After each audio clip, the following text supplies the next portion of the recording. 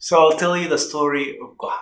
One day, a man was walking in the street, and suddenly he fell unconscious. So the people around him thought he was dead. So they took him, they washed him, they prayed over him, and put him in a coffin, and they carried him over their shoulder to the grave. And while walking to the grave, the man who was dead suddenly woke up, and he saw Goha, and he told him, "Goha, help me! I'm alive! I'm not dead! Help me, Goha!" And Goha said to him, "Wow, I believe you and deny all those people?" So from this story, we see that Goha followed the majority, even if the majority are wrong, and even if Goha believed they were wrong. And this story is related to one of the most famous psychology experiments in history that was done in the 1950s, which proved the same thing. In this video, I will talk about this experiment. I'll also talk about why people follow the majority, even if they are wrong. And also, I will discuss the positives and negatives of following the majority. And wait until the end of this video, and I'll give you 3 steps on how to prevent yourself from following the crowd, even if the majority are wrong.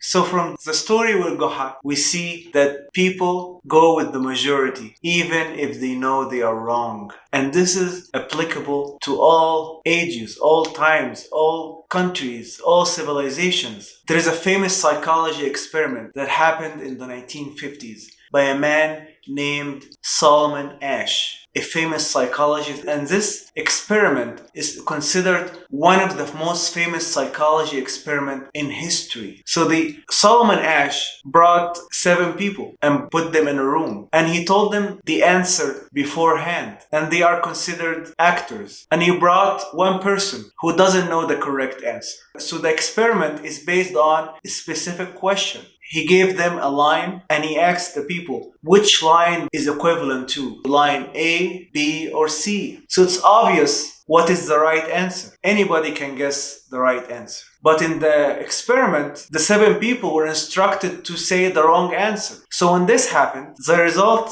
of the experiment is outstanding and unbelievable. 75% of the people went with the majority and they guessed the wrong answer at least once. Can you imagine how easy the answer is? But 75% of the people went with the majority of people who said the wrong answer. So this experiment matches what Goha said almost 1300 years ago, that people would go with the majority even if they know they are wrong. So why do we do that? If we know something is wrong, why would we go with other people who say the wrong answer or who do the wrong things? So I'm going to give you 3 things why people follow the majority even if they know they are wrong. So the first thing why people go with the majority even if they know they are wrong is because we don't want to be made fun of. We don't want to be ridiculed. We don't want to be outside of a group. We want to fit in. So we follow the majority to belong to the group and to fit in, and for other people to accept us into their group. So imagine you go to a different country and people behave in different manners. They may behave differently from you. They may act different from you. They may do things differently from you. But you tend to do what they do, even if the things they do is wrong or you don't believe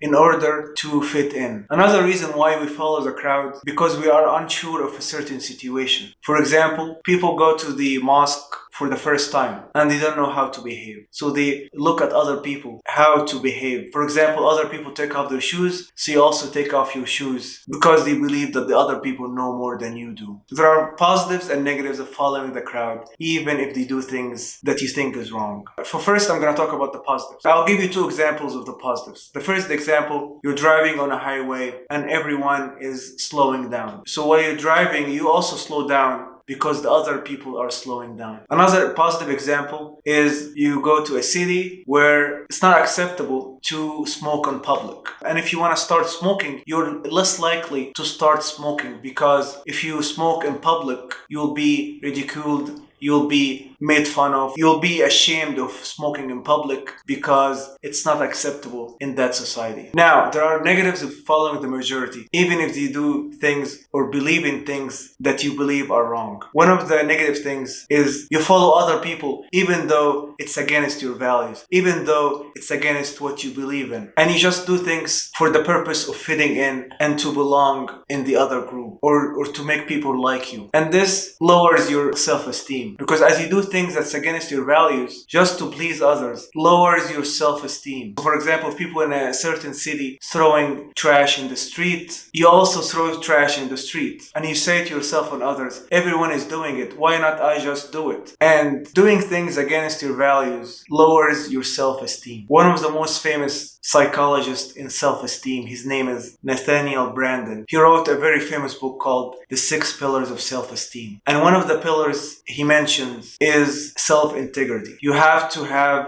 strong values and stick with those values no matter what the circumstances, no matter what the outcome, and no matter what the result. Another negative of following the majority is that following the majority does not encourage change in a society. Look at all the famous people in history. The prophets, the sages, the scientists, all these people went against their society. They rebelled against everything that they believed in. For example, all the famous scientists, because of their non-conformity, we say that those people are the best in history. They created change, and because of their actions, they changed history. So how do we not follow the majority even if we believe they are wrong? I'll give you 3 steps. The first step is to have strong values. You have to have strong values. And these values are different from one person to another. Not everyone is going to have the same values, but there are universal values such as truth, integrity, honesty, behaving good with others, being kind to others, not harming others. And once you have strong values, you act based on those values. And you don't deviate from those values. You speak from those values. You think from those values. And you act from those values, no matter what the consequences are. So if you in a job and your coworkers and your manager or a supervisor are saying things or doing things that's against your values, you act, you speak up. And you stand against what you don't believe in, no matter what the consequences are. Doesn't matter if you're going to get fired. And in order to have strong values and act